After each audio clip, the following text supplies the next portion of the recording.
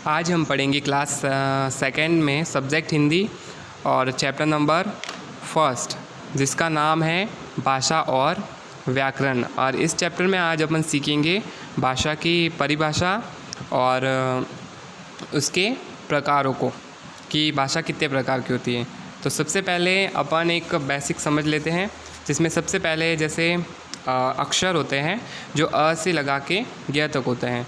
तो उन अक्षरों से मिलकर क्या बनता है? शब्द। जैसे क प्लस म प्लस ल, तो ये तीनों अक्षर मिलकर बन गया शब्द।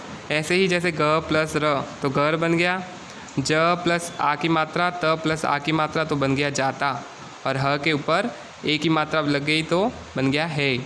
तो वाक्य जब अक्षरों से मिलकर क्या बनता है? शब्द, और शब्द से मिलकर बनता है वाक्य। जैसे शब्द जो कमल, घर, जाता है, तो ये बन गया एक पूरा तरह से जो वाक्य बन गया। इसी तरह आप जो चैप्टर नंबर पेज नंबर 5 पे दिया हुआ है और चैप्टर फर्स्ट है, तो सबसे पहले लिखा हुआ है समझिए। जैसे अक्षरों के ऐसे मेल से जिनका कुछ अर्थ हो शब्द बनते हैं। जैसे धर्म, देश, धर्म, सेवा, हमारा, माता, पिता, पुस्तक, भगवान आदि। तो ये शब्द अक्षरों के मेल से बने हैं, ये क्या है? शब्द है। अब क्या होता है? शब्दों के ऐसे समूह जिसका कुछ अर्थ हो वाक्य बनते हैं। जैसे शब्दों से मिलकर कोई शब्द मिलके एक से ज़्यादा शब्द मिलेंगे तो उससे क्या बनेगा? वाक्य। जैसे मैंने पहले बताया, देश की सेवा करना हमारा धर्म है। तो उन्हीं सार्थक शब्दों व वाक्यों का ऐसा समूह जिसके द्वारा विचार प्रकट किए जा सके, उसे अपन भाषा कहलाता है या भाषा कहते हैं। तो देखिए, आपकी बुक्स में पेज नंबर 5 पर 4 पिक्चर दिए हुए हैं, जिसमें एक गुरुजी अपने बच्चों को, गुरुजी क्या कर रहे हैं? बच्चों को कुछ शिक्षा के महत्व के बारे में बता रहे हैं। और एक पिक्चर में शिक्षिका बच्चों को पढ़ा रही है, लिखकर बोर्ड पे पढ़ा रहे हैं। उसी तरह नेक्स्ट पिक्चर में दिया हुआ है जो एक लड़का है वो कंप्यूटर पे अपने पापा से बात कर रहा है। ऐसे ही नेक्स्ट एक लड़की है और वो अपने भाई से कुछ कह रही है। तो ये सारे जो पिक्चर है वो भाषा को बता रहे हैं। तो आगे नेक्स्ट अपन जैसे इसकी डेफिनेशन लेते हैं भाषा की, तो वो है, भाषा वह साधन है जिसके द्वारा लोग आपस में बातचीत करते हैं और अपने विचार एक दूसरे तक पहुंचाते हैं।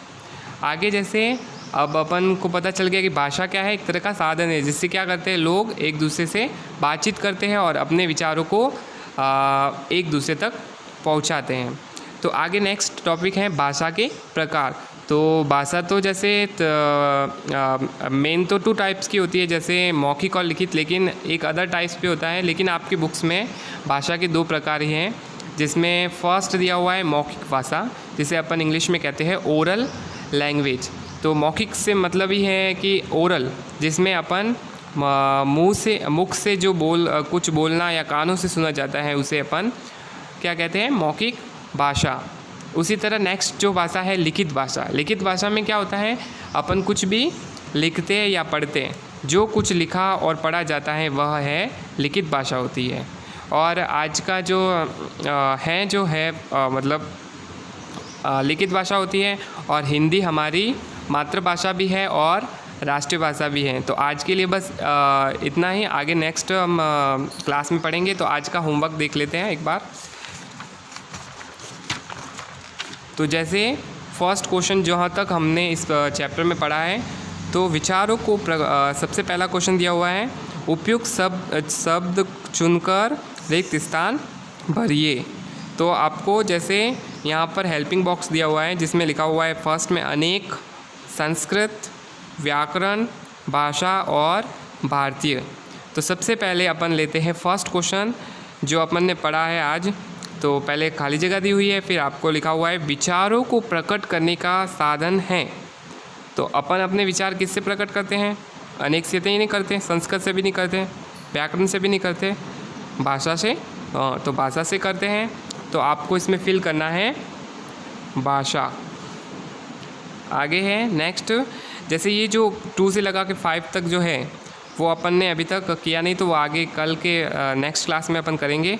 ऐसे ही क्वेश्चन नंबर ख, सही कथन के सामने सही का निशान लगाना है तथा गलत कथन के सामने रॉन्ग का निशान लगाना है। तो फर्स्ट लिखा हुआ है, फर्स्ट, विचार केवल लिखकर ही प्रकट किए जा सकते? नहीं, विचारों को तो अपन बोल के भी तो प्रकट कर सकते हैं। तो ये क्या होगा, राइट या रॉन्ग? तो ये होगा रॉन्ग, क्योंकि इसमें अपन बोल कर भी प्रकट कर सकते हैं, तो इसमें आएगा रॉन्ग फर्स्ट। अब सेकंड क्वेश्चन है, हमारे देश में केवल हिंदी ही बोली जाती है? हिंदी भी साथ साथ और भी भाषा बोली जाती है, तो हिंदी ही नहीं, अदर लैंग्वेज भी है, जैसे कन्नड़ है, तेलुगु है, मलयालम है, तो इसका भी होगा रॉन्ग। ओके, अब नेक्स्ट क्वेश्चन ग, सही विकल्प के सामने सही का निशान आपको लगाना है। तो फर्स्ट है, मौखिक भाषा वह होती है जो मुख से बोली जाती है, लिखकर बताई जाती है या संकेतों द्वारा समझाई जाती है। तो मौखिक भाषा आपको बताइए, मौखिक भाषा की अपनी डेफिनेशन भी ली है। तो मौखिक भाषा को अपन क्या करते हैं, मुख से बोली जाती है, तो इसमें इस बॉक्स में आपको टिक करना है। अब आगे नेक्स्ट क्वेश्चन 2 नंबर दिया हुआ है, जिसमें लिखा हुआ है भाषा प्रकट करती है।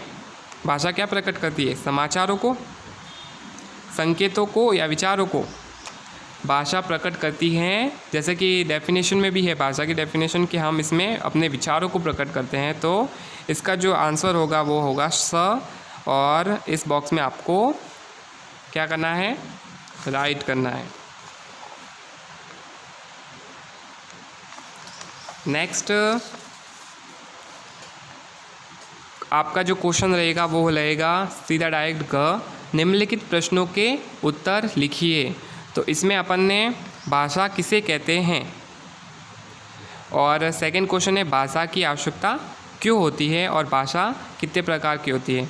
तो सबसे फर्स्ट क्वेश्चन है भाषा किसे कहते हैं, तो इसका आपको मैं बुक्स में टिक करा रहा हूँ, वो आपको इसमें बुक्स में फिल करना है अपने।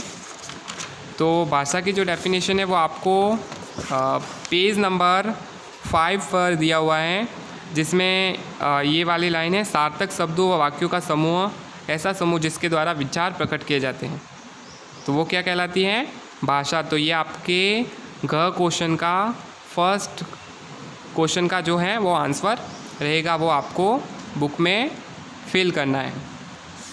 नेक्स्ट है क्वेश्चन, भाषा की आवश्यकता क्यों होती है। तो भाषा से अपन क्या करते हैं, भाषा से अपन अपने विचारों को प्रकट करते हैं। तो भाषा की आवश्यकता क्यों होती है, विचारों को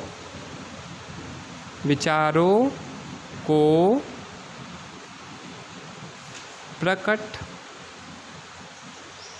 करने के लिए। तो ये इसका हो गया आंसर।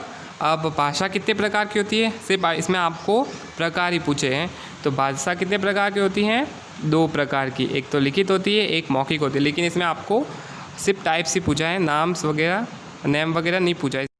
आज आपका जो होमवर्क रहेगा वो ये, एक तो आपको भाषा की डेफिनेशन यानी भाषा की परिभाषा और भाषा के प्रकार, इन दोनों को आपको अच्छे से लर्न करना है, और आपकी नोटबुक और बुक्स दोनों में आपको फिल करना है। तो नोटबुक में देखो पेज नंबर 8, बुक्स में जो पेज नंबर 8 है उस पर प्रश्न क में फर्स्ट क्वेश्चन आपको अपने नोटबुक्स और बुक्स में फिल करना है और नोटबुक में करना है।